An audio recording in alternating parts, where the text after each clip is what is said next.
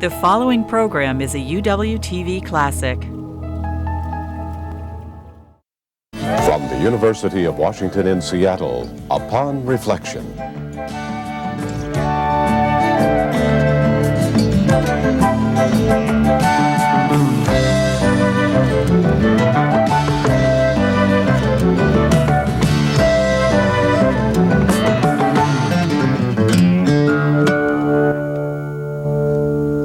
Hello and welcome to Upon Reflection. I'm Marcia Alvar. It's not whether you win or lose, it's how you play the game. But in the high-stakes pressure cooker world of sports today, does anyone really believe it? Well, Frank Smoll and Ron Smith do, and it's the cornerstone of work they've done from the little leagues to the major leagues. Psychology professors at the University of Washington, Smoll and Smith have been a team for more than 20 years. They train coaches to be more effective leaders and help athletes harness their psychological as well as physical skills. Welcome to Upon Reflection. Thank you. Ron, your expertise is in the area of stress and coping with stress. Frank, yours is in the science of movement. How did the two of you and your two disciplines come together to form this team? Well, it was a very natural combination. Both of us are former athletes, and when we had gotten together in the early 1970s and discussed common interest, we found that there were many ways of collaborating. Was it a project, a specific challenge that you took on? Well, initially we started out, we set out to write a book for coaches on how to create a positive learning environment for young athletes. And what we found is that as we threw ideas back and forth and discussed principles, that we really had a set of scientific hypotheses that had never been tested. So the book was put on the back burner for almost 15 years, and we started a systematic program of research and then intervention to test the intervention that we developed. I understand one of your early guinea pigs, to use a phrase, was an athlete here at the University of Washington who was doing awfully well in practice, but on game day had a problem or two. What were you doing? Well, that actually goes back even further. When we were doing research with test-anxious college students, about 40% of all students here at the University of Washington experience high levels of test anxiety that interfere with their performance.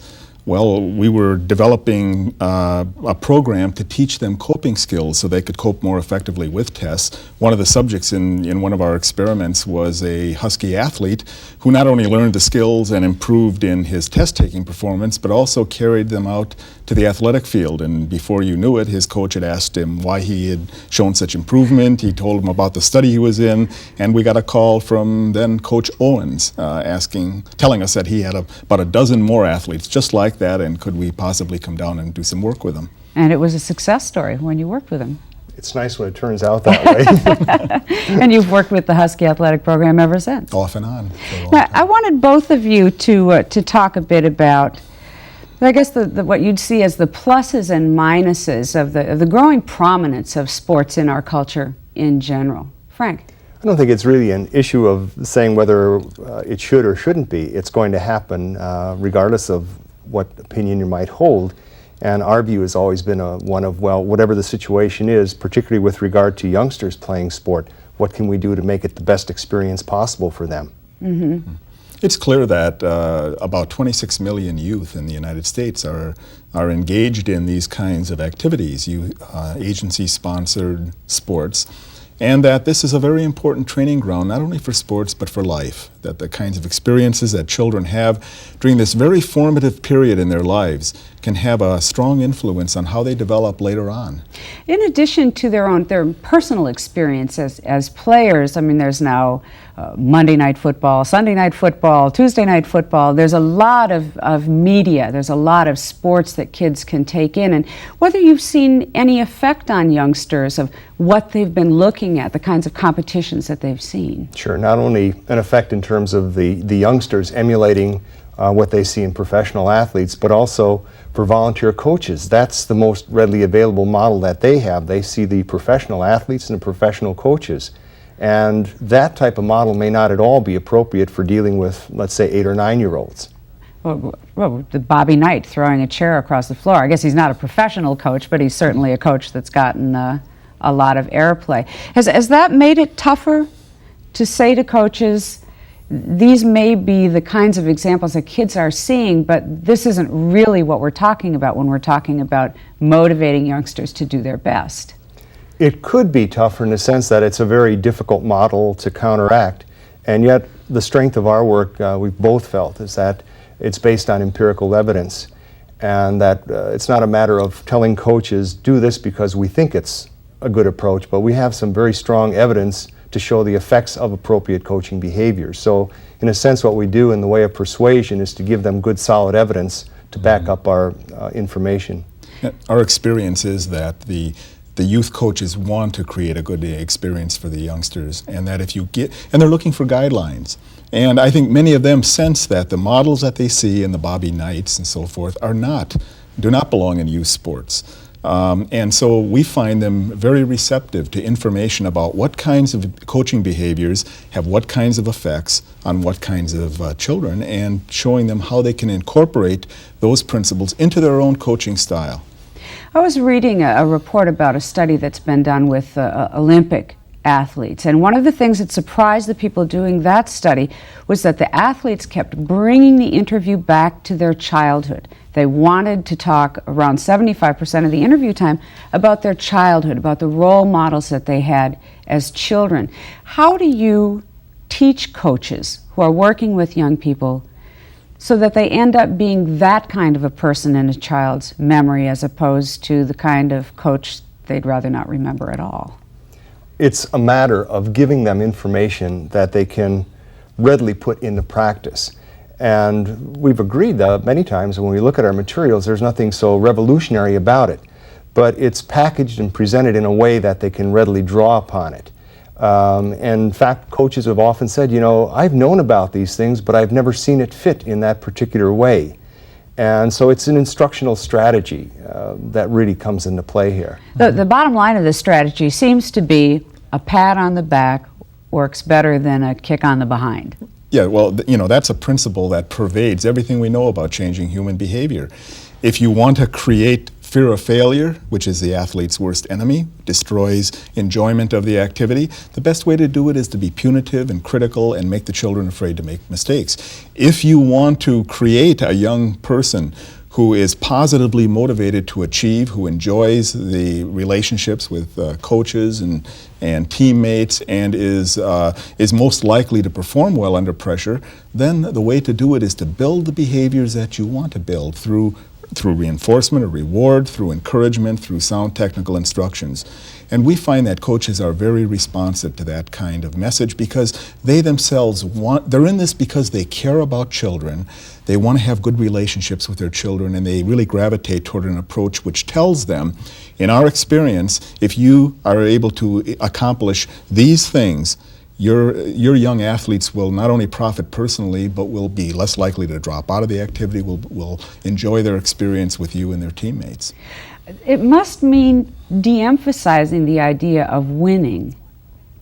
That's a tough one, since it seems like in a lot of other parts of our culture, including college sports, professional sports, winning is really the point. It's not really a matter of de-emphasizing winning. Certainly, sport being a form of competition, you know, a real important objective is to win.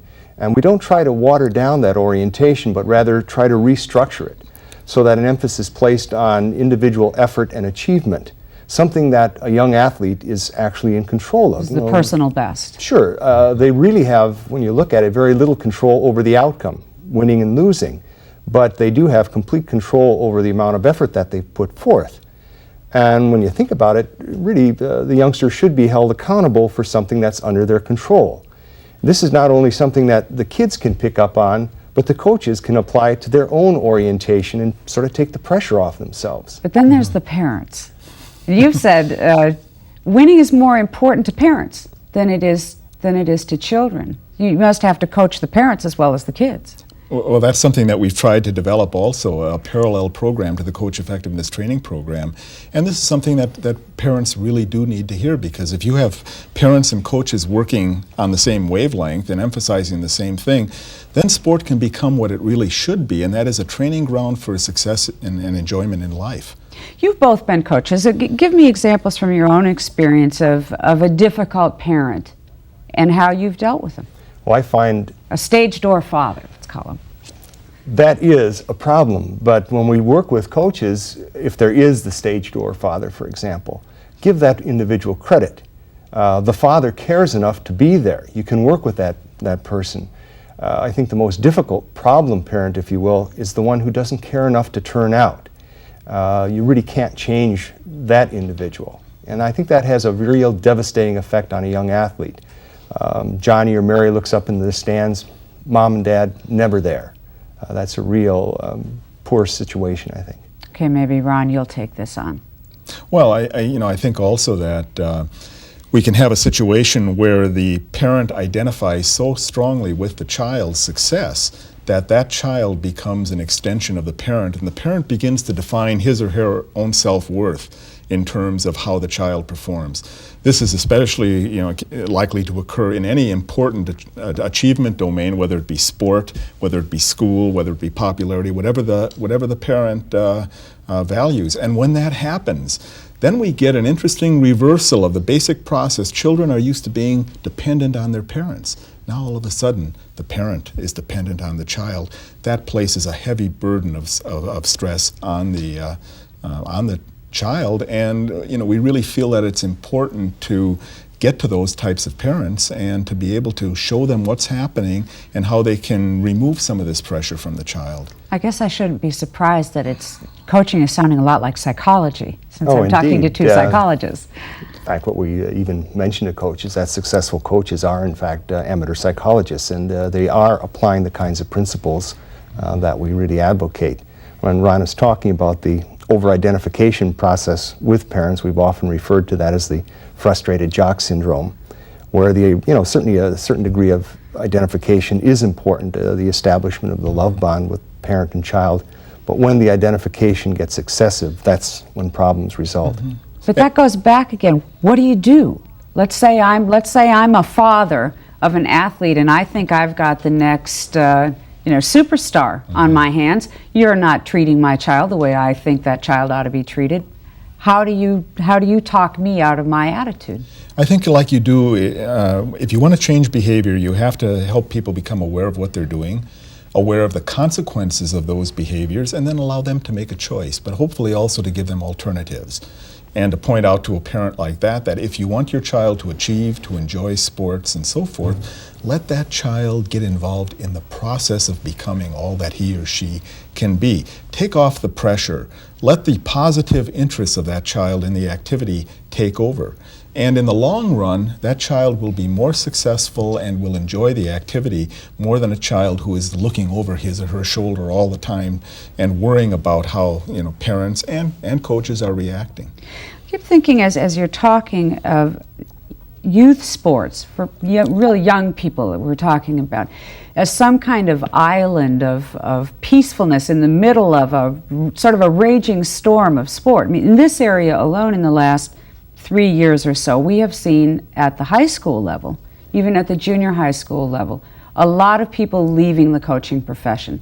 They don't like the kind of pressure they're getting from parents, and they may have played the game well, but they haven't won enough to keep the job. Right. And one of the key distinctions that we try to make is the difference between a professional model where the focus is on winning, that's the bottom line and so forth, and a developmental model where the emphasis is on the personal development of the individual, engaging in wholesome activities, acquiring positive attitudes that'll take that person through life.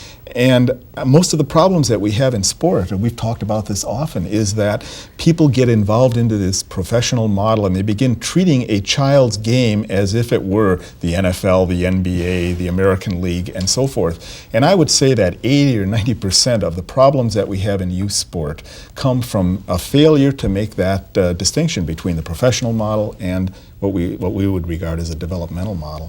One of the real tests, if some of the viewers or coaches out there, is to ask yourself, does my job depend on winning?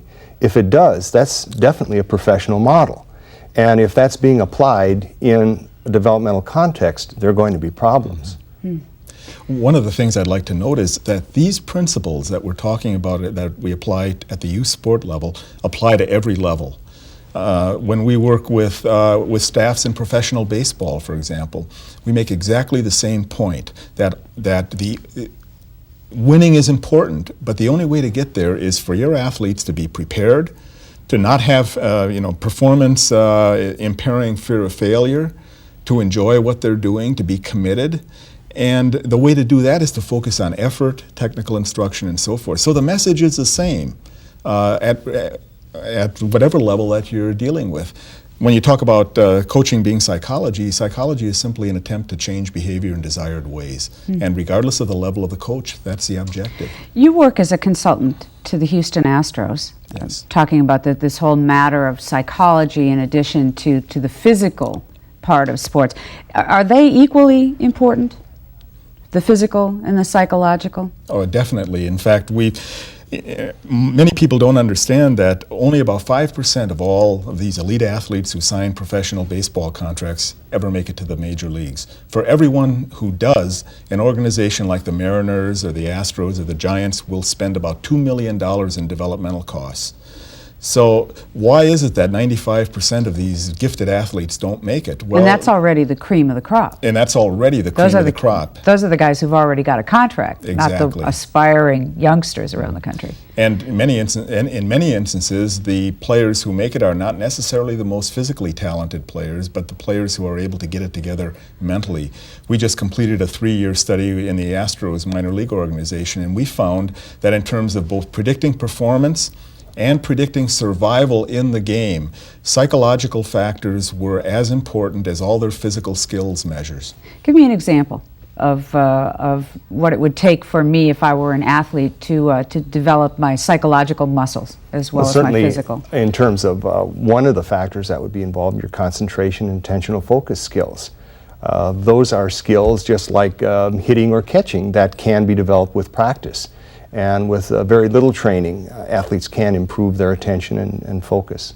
I think Phil Jackson of the Chicago Bulls, a very successful coach.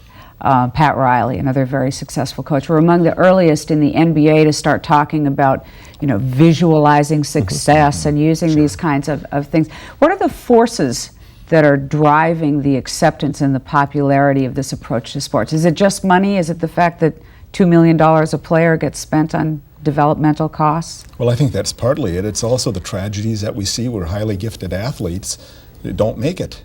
And every organization now is becoming aware of the fact that the mental side of the game is very, very important. But maybe more importantly, sports psychology is now being seen as a way of teaching people very important skills, performance-enhancing skills, rather than as some branch of psychoanalysis and so forth. So what we're seeing is an increasing respectability and an acknowledgement that, yes, psychologists do have a technology to teach people these kinds of skills, whether it's professional athletes or people in other walks of life.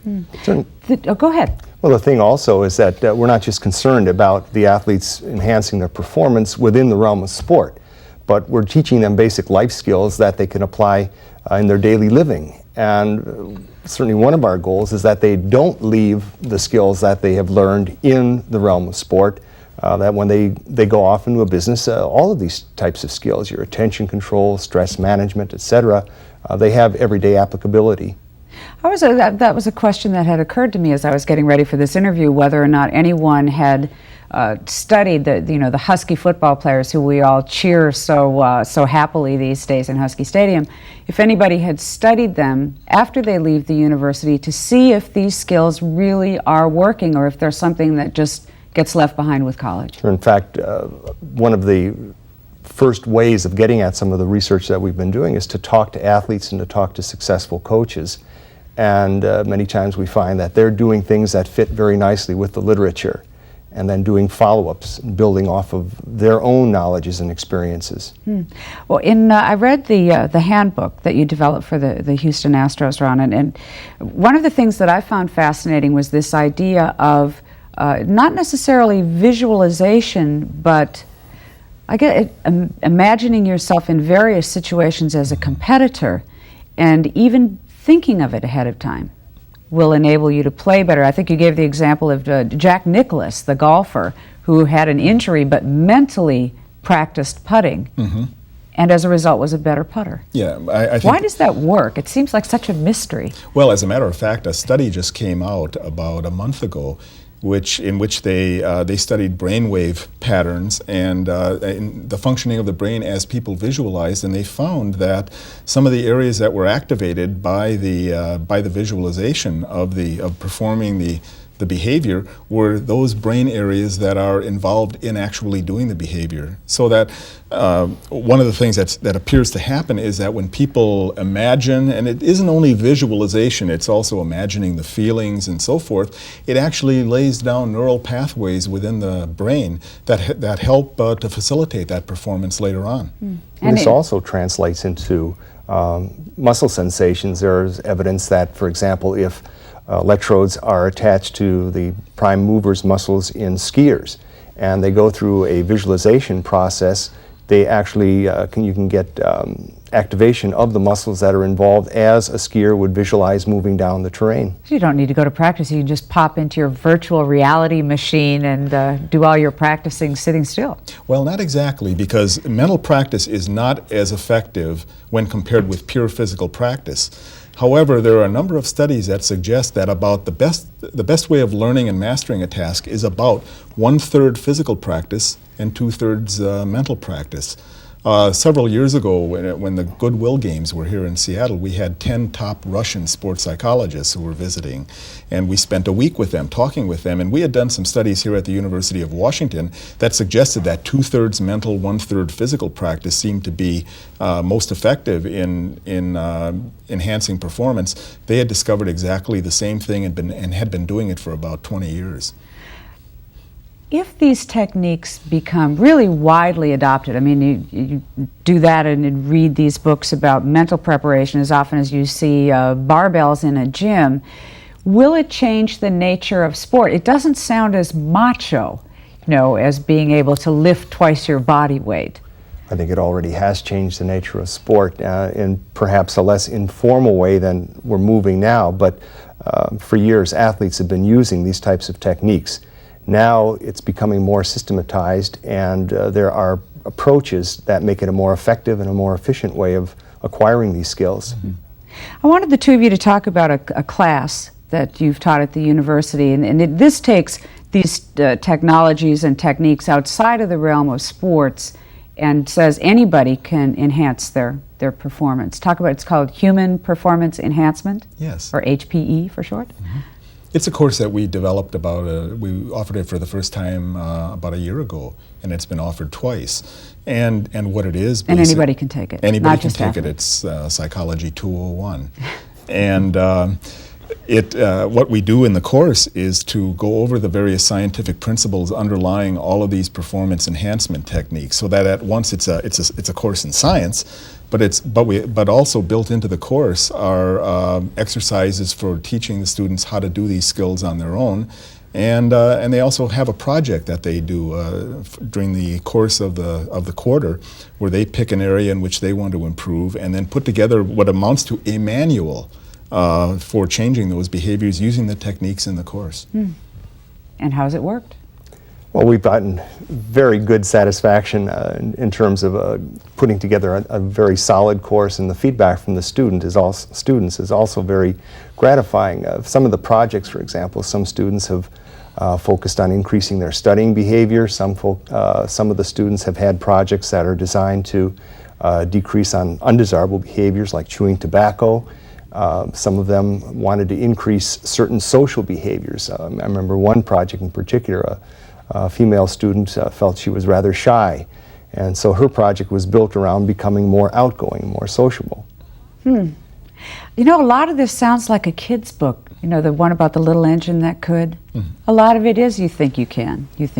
Well, there's no question about that everything we know about effective performance points to the fact that when people feel empowered, when they feel that they have the capability of performing the behaviors that they need to perform in order to achieve a particular goal, they tend to be far, far more successful. And so in a sense, whether we're working with coaches, whether we're working with athletes, whether we're working with students in Psych 201, the goal is the same. It's empowerment, personal empowerment. And empowerment to us is learning the techniques that give people greater control over their own thoughts, feelings, and behaviors. One word we haven't really brought up in the discussion yet is sportsmanship. And as competitors, I mean, are we poorer sports than we used to be?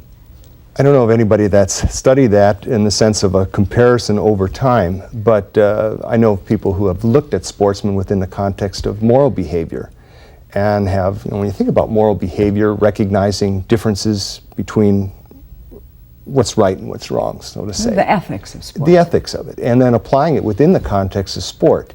And that's certainly one of the important lessons, particularly for young athletes. They can learn something in sport that we might call sportsmanship, and then apply this in everyday life in the form of moral behavior. I think I go back and forth about it because it's easy when you see some of the displays that you do on the field to think, what have we sunk to?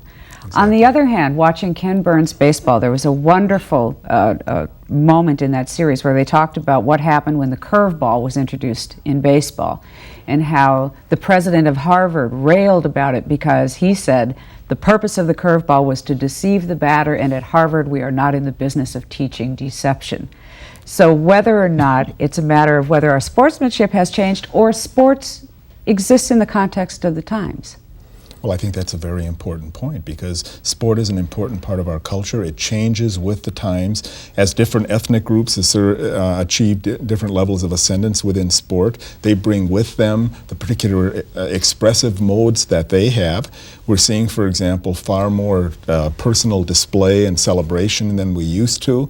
And Bill Roden from the New York Times just wrote a great column about that the other day, and talking about concern that there's such criticism of that when really it is this matter of different cultures now taking center stage in sport and imprinting it with a different style. Exactly. I think sport really is a reflection of our larger society, and many of the unfortunate occurrences in our larger society, such as the increase in violence, are being reflected in sport.